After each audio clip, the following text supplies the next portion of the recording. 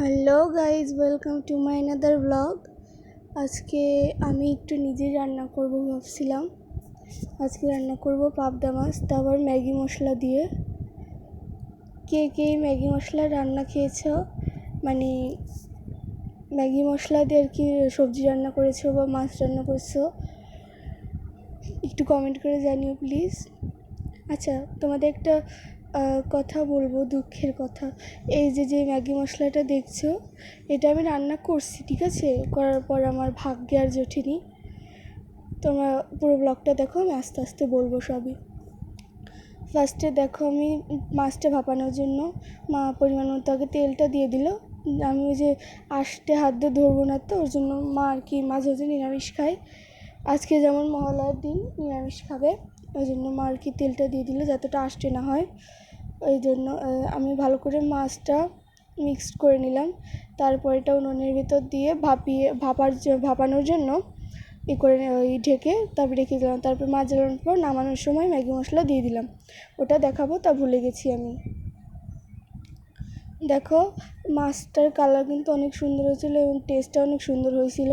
তারপর মা নিজের জন্য একটু ওল রান্না করবে ভেবেছিল, দুধ দিয়ে ওল। ওলটা এত সুন্দর বন্ধুরা, মানে বলে বোঝানোর কায়দা নেই। ওলটা সিদ্ধ করছে মা, ভাবতে পারিনি যে এতটা গলে যাবে ওল, আলুর মতো পুরো। মনে হয় 5 থেকে 10 মিনিট সেদ্ধ করছে নাকি, আমি সঠিক জানি না। সেদ্ধ করার পর তারপর রান্না করতে গিয়ে দেখি কি যে ওলটা একদম ঘ্যাট হয়ে গেছে। এত সুন্দর ওল আমিও না খেয়েছিলাম। দেখো, ওল রান্না করার জন্য ফার্স্টে আগে তেল দিয়ে দিল। তারপর ওখানে একটু কালি জিরা না কি ফোড়ন দিল। ওখানে ছিলাম না, মা নিজে নিজেই ভিডিও করছিল আর রান্না করছিল।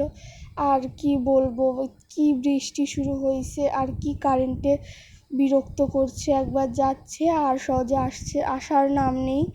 তোমাদের ওইখানে কি বৃষ্টি হচ্ছে? কমেন্ট করে জানাতে পারো তোমরা। দেখো, তারপর তেলটা গরম হয়ে যাওয়ার পর ওই মিশ্রণটা, মানে ওই কি ফোড়ন দিল ওটা দিয়ে দিল।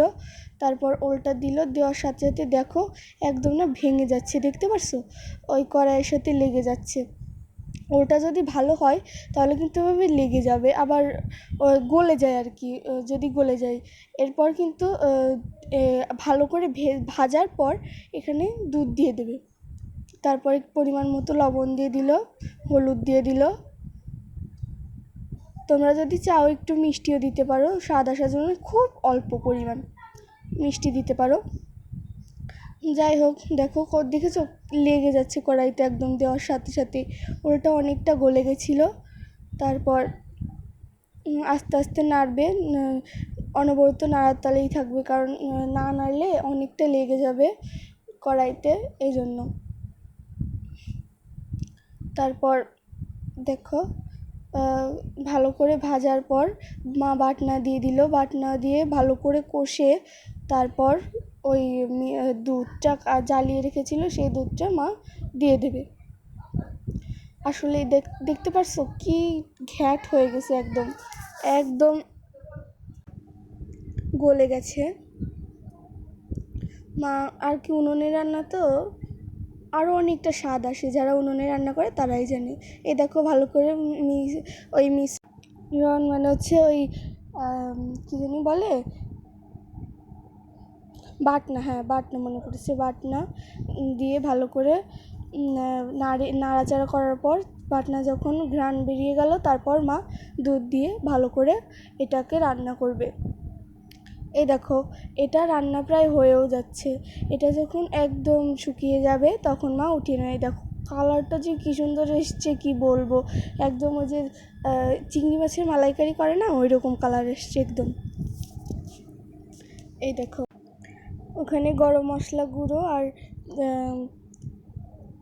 আর হচ্ছে জিরের গুঁড়া দিয়ে নামানোর সময় ভালো করে মেখে তারপর নামাবে, তাতে স্বাদ আরও একটু বাড়ে। দেখো, তারপর মা বলছিল যে এই হাতার পর দিয়ে যতখানি লাগে আমি নিয়ে নেব। মা বললো যে ঠিক আছে, এটাই পুরোটা লাগবে, এই জন্য পুরোটাই দিয়ে দিল। দেখো ভালো করে মিক্স করবে। আর যে বৃষ্টি শুরু হয়েছে কি আর বলবো, বৃষ্টি তো থামার নামই নেই, যেমন বৃষ্টি তার তেমন কারেন্টে বিরক্ত করছে, কি বলবো। ফোনে একটু চার্জ থাকছে না, লাইটেও তো চার্জ নেই, কি যে একটা বিরক্তিকর সময় যাচ্ছে কি আর বলবো। তারপর দুর্গাপুজোর মধ্যে যদি বৃষ্টি হয় তাহলে তো কোনো কথাই নেই, একদম পুজোটাই ম্যাসাকার হয়ে যাবে। মা দুর্গার কাছে বলি যে বৃষ্টি জানি না হয় তোমার পুজোতে। তারপর দেখছো কি সুন্দর একটা কালার আসছে না। এই দেখো, খেতেও না অনেকটা টেস্টি হয়েছে। তোমাদের একটা কথা বলি, যে আমি ওই ওলের রান্নাটা ঘরে ধুতে গেছি, তখন গিয়ে দেখি আমি যে ম্যাগি মশলা দিয়ে মাছ রান্না করছিলাম ওটা বিড়ালে খেয়ে নিয়েছে। এই জন্য বলে বরাত 12 হাত। খাওয়ার যতক্ষণ না খাবে ততক্ষণ কেউ আশা করবে না যে আমি খাবো। যদি খেতে পারো তাহলে তো ভালোই কথা। দেখো যাই হোক, কী আর বলবো, আমি না অনেক কষ্ট পেয়েছি। এত টাকার মাছ, একদম ছটা মাছ বিড়ালে খেয়ে নিয়েছে। আমি সুন্দর করে ঢেকে তারপর দরজা দিয়ে তারপর আমি মাকে ভিডিও করবো বলে গিয়েছিলাম, মানে মা রান্নাটা ভিডিও করবো বলে গিয়েছিলাম। পরে এসে ওই ওলের রসা মা বলছিল যে ঘরের থেকে ওটা থেকে আসার পর তারপর আমি এসে দেখি এই কাণ্ড। যাই হোক, পরে আমি অনেক কাঁদছিলাম, কান্নাকাটি করার পর মা বললো যা আমি মাছ রান্না করে দিচ্ছি, কই মাছ আছে ফ্রিজে, মাছ রান্না করে দিচ্ছি। তারপর মা দেখো মাছ রান্না করে, এই জন্যই বলে মা, তাই না? দেখো হাজারো কষ্টের পর কিন্তু মা দিন শেষে মাই দেখে, যেটা সত্যি। এই দেখো এই পুজোতে নিজের জিনিস না কিনে তার সন্তানকে জিনিস কিনে দেয় যে আমার লাগবে না, তোরা পর। এটাই হচ্ছে মা। যাই হোক, দেখো অনেক কষ্ট করার পরও, মানে সারাদিন কাজকর্ম করছে, তারপরেও যে মা রান্না করে দিচ্ছে এটাই অনেক, তাই না? তারপরে দেখো মা অনেক সুস্বাদু করে মাছটা রান্না করছে। আমি না বিশ্বাস করবো না, অনেকেই বলবে যে না মাছের জন্য কান্না করছে, আমার আসলে না মাছের জন্য খারাপ লাগছিল। তারপর আরও মা কত টাকা দিয়ে মাছ আনছে এই জন্য অনেক খারাপ লাগছে, 2-3 ঘন্টা ধরে কান্না করছি। যাই হোক, দেখো আজকে ব্লগটা এই পর্যন্ত। কেমন লাগলো অবশ্যই করে কমেন্ট করে জানাবে।